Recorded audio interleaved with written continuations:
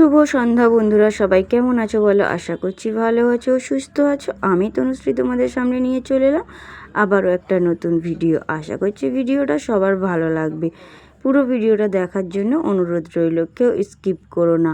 দেখতেই পাচ্ছ আমি একটু রেডি হয়েছি হালকা হয়ে। আমি কিন্তু কোথাও বিশেষ করে বাজারঘাটে গেলে না বেশি কিছু অত যেমন থাকি আমি তেমন অবস্থায় চলে যাই। যেহেতু নাইটি পরেছিলাম, নাইটি পরে তো আর বাজারে যাওয়া যায় না, তাই একটু চুড়িদার পরে নিয়েছি। আর এদিকে আমার বর গাড়িটা মুছে মাছে নিয়ে এই যে বেরোচ্ছে। আর আমাদের এই গলিটা না খুব শর্ট, খুব ছোটোর উপর দিয়ে। তারপর দেখো আমরা চলে এসেছি কোথায় বলো তো? বাজারে।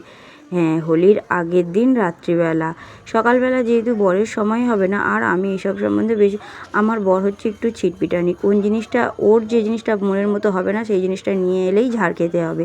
তো যাই হোক, তাই আমি ছেলের বিষয়ে কোনো জিনিসপত্র আমি নিজে কিনতে যাই না, ওখানে ওর বাবাকেই পাঠাই। আর ওর বাবা একা যাবে না, আমাকে সাথে করে নেবে।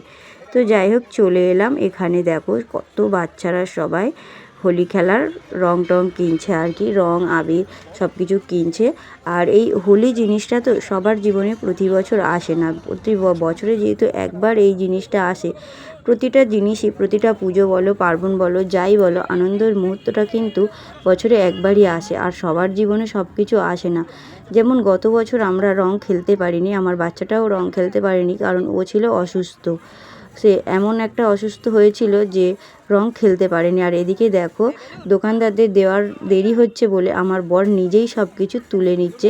যেহেতু ও ছোটোবেলায় এইসব ব্যবসা করতো, ওদের আদি ব্যবসা ছিল এইসব। ওর জ্যাঠার দোকান এইসব বিক্রি হতো, ওর বাবা বিক্রি করতো। এখন যত দিন যাচ্ছে সবার সব ব্যবসা পাল্টে যাচ্ছে, সব যেহেতু পরিবর্তন সব কিছুতে হচ্ছে, তাই ও ওর মতো সব কিছু, সব রকম রং আবিরগুলো নিজে প্লাস্টিকে সব তুলে নিচ্ছে। আর দোকানদার অন্যদিকে দিতে ব্যস্ত, প্রচুর যেহেতু ভিড় হয়েছে। এখানে এসে সবুজ আবিরটা পেলাম না, বলছে বৌদি আর নেই, সকাল থেকে বিক্রি হয়ে গেছে। তো যাই হোক, যেটা পাইনি সেটা নিয়ে আর আফসোস করে লাভ নেই, যা পেয়েছি তাই নিয়ে সন্তুষ্ট হওয়াটাই ঠিক আছে। যেহেতু আমরা তিনজন, আমাদের এখানে আর যে ঘরে ঘরে গিয়ে রং মাখা, এখানে কি কারোর বাড়ি গিয়ে যে একটু রং মাখাবে করবে, তো মুখের উপর নানান রকম কথা বলে, উল্টোপাল্টা কথা বলে, তাই আমি যাওয়া বন্ধ করে দিয়েছি। বিয়ের পর কয়েকটা বছর গিয়েছিলাম, কিন্তু কেউ বলে না যে আমার এই সমস্যা আছে, তার সমস্যা আছে। আর আমি মনে করি বছরে যেহেতু এই একটা দিন, সবার জীবনে সব রং আসে না, তাই না? তাই হচ্ছে এই একটা দিন একটু আনন্দ করাটাই উচিত। তো যাই হোক, এদিকে ছেলে এই বড়ো পিচকারিটা নেবে বলে, তো পিচকারিটা ডিস্টার্ব আছে, ভিতরের লকটা ভিতরে আটকে গেছে, তাই সেটা আমার বর এই যে খুলে খালে ঠিক করছে। আর এমন একটা মানুষ, যে জিনিসটার সমস্যা মোটামুটি থাকবে, যে আমি ছেড়ে দিই, উনি বাবু ছাড়বে না, উনি সেটা সমাধান করবে, নিক বা না নিক, কিন্তু ওটাকে সমাধান করবে, তারপরে আসবে। তো যাই হোক, সেই পিচকারিটা পছন্দ হলো না, একটু ভালো রকম পিচকারিটা নিল ছেলের জন্য, ওটা আমার বরের পছন্দ না। আর এই দেখো, এই চুলটা আমার ছেলে নেওয়ার জন্য বলছিল, তা আমার বর বলছে আমি পরে দেখি কেমন লাগে। দেখো ওকে কিন্তু দারুণ লাগছে চুলটা পরে। তারপরে ও খুলে দিয়ে, ওকে ওকে বেশ ভালো লাগছিলো, খুলে দিয়ে এবারে ছেলের মাথায় দিয়ে দেখছে, কিন্তু ছেলেকে অতটা ভালো লাগছে না, ওটা ওর মাথায় বেশি ভালো লাগছিলো। তা আমি বললাম ওকে অতটা ভালো লাগছে না, কিন্তু বাড়িতে 2 বছর আগে ওকে এই চুল না, আরেকটা যে কুকড়ানো লাল নীল সবুজ সব রকমের চুল বিক্রি হয়, সেই জিনিসটা আছে বাড়িতে। আর এই চুলটার দাম 100 টাকা। কয়েক ঘন্টা খেলার জন্য 100 টাকা দিয়ে এই চুলটা কেনার কোনো মানে হয় না, তাই এটা আমরা নিলাম না। ওকে ছেলেকে বোঝাতে বুঝে গেল, তাই জিনিসটা আমরা নিলাম না। তারপরে আমাদের সব রং কেনা হয়ে গেছে, আমরা এবারে চলে যাব বাড়িতে। দেখো বাড়িতে যাওয়ার পথে ছেলের এখন বলছে কি খিদে পেয়েছে, কী খাবে কিছু বলছে না। তাই এই যে এখান থেকে একটু পকোড়া আর একটু ঘুগনি খাওয়া হচ্ছে। চিকেন ঘুগনি 10 টাকা, আর চিকেন পকোড়া আছে 35 টাকা শ। তো এইটা হচ্ছে আমাদের নিজেদের, আমার বরের বন্ধু এক সূত্রে। তো যাই হোক, এখানে ইনি নতুন দোকান দিয়েছে, নতুন বলতে 1-2 মাস হচ্ছে। তো এখান থেকে আমরা এই যেখানে চলে এলাম একটু, এখানে মোমো আছে, চিকেন পকোড়া। তারপরে দেখো পরের দিন সকালবেলা, happy Holi happy Holi happy Holi. দেখো সকালবেলা আমি ঘুম থেকে উঠে বাইরে বেরিয়েছি, খুব সকাল না, তখন প্রায় 8টা বাজে। বাড়িতে দেওর আর নন্দাই এসে ভূত করে দিয়ে গেছে। এরা কোনো বছর আসেনি, এবছর এই প্রথম এসছে। ছেলে পড়ে থেকে এসছে, ছেলেকে ভূত করে দিয়েছে, আর আমাকে এদিকে ভূত করে দিয়ে গেছে, আর ওদিকে দোকানে বরকে। আমরা তখন আমাদের নিজেদের রং বের করে এখনও খেলা শুরু করিনি, জানি আমরা একটু বেলার দিকে একটু রং খেলবো। তো এদিকে ওরা যে সকালবেলা আসবে এটা ভাবতে পারিনি। তো এদিকে আমার ছেলে বলছে তোমাকে তাহলে আমি একটু রং দিই, বলে ছেলে আমাকে একটু মাখিয়ে দিল রং। তাই ছেলেকে আমি আমার গাল থেকে রং নিয়ে বলি দেখ আমিও তোকে মাখিয়ে দিলাম। তো এইভাবে আনন্দ করতে কাটাতে কাটাতে আর এদিকে দেখো আমার বর শুরু করে দিয়েছে। কিছুক্ষণ পরে ও দোকানের ঝাঁপ ফেলে দিয়ে এসে রং নিয়ে আমাকে তো পুরো লাল আবির দিয়ে পুরো ভরিয়ে দিল একেবারে। মানে কপালের মানে সিঁদুর দানের সময় যেরকমভাবে সিঁদুর পরানো হয় ঠিক সেরকমভাবে আমার বর আমাকে একদম ভরিয়ে দিল। আর এদিকে ছেলেও এ করছে, ছেলেও আবার নিয়ে মাখাচ্ছে। বাইরে বাইরে এখনও যায়নি খেলতে, কারণ এই দেখো বাবা মানে বেটা বাপকে মাখাচ্ছে। তো যাই হোক এই যে এখানে চলছে হোলি খেলা। আর এরপরে আমি একটু বাইরে বেরোলাম।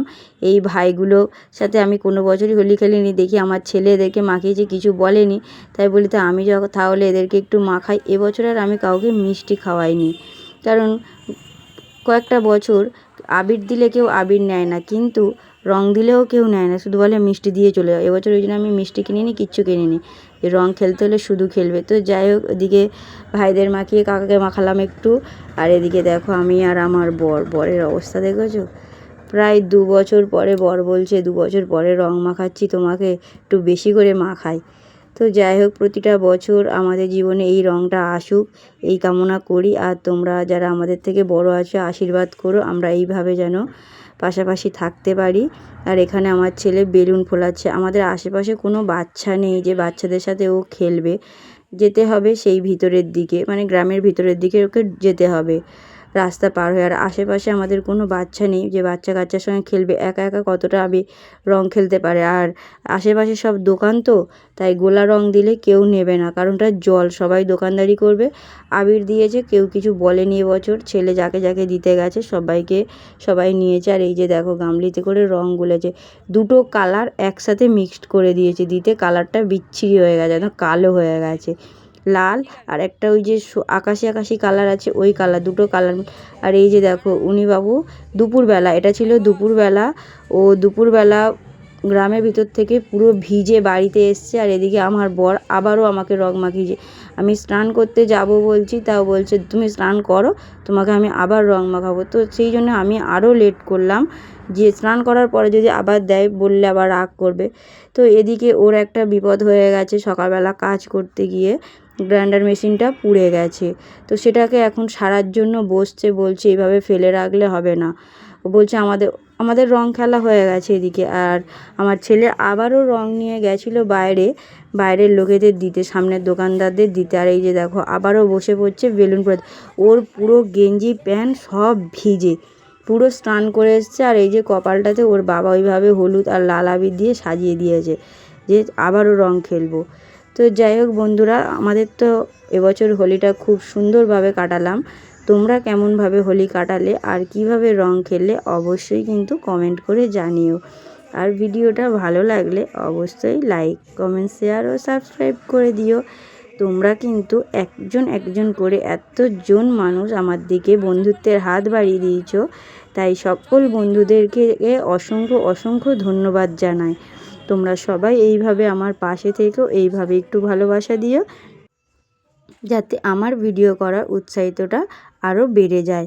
আর এদিকে আমার বর দেখো কাজ করছিল, সেই গ্রাইন্ডার মেশিনটা সারাচ্ছে এখন, কারণ এটা কিনতে গেলে এই মুহূর্তে অনেক টাকা লাগবে, আর এই মুহূর্তে কেনার মতো অবস্থায় নেই। তো তার জন্য আর এদিকে তো আমার বর এই গ্রাইন্ডার মেশিনটা নিয়ে বসে পড়েছে সারতে। তো যাই হোক বন্ধুরা, সবাই সুস্থ থেকো, ভালো থেকো, আমাদের পাশে যেভাবে আছো এইভাবে থাকো। আর আমি ভিডিওটা এখানেই শেষ করলাম, দেখা হবে পরের ভিডিওতে। সবাই ভালো থেকো, ধন্যবাদ বন্ধুরা।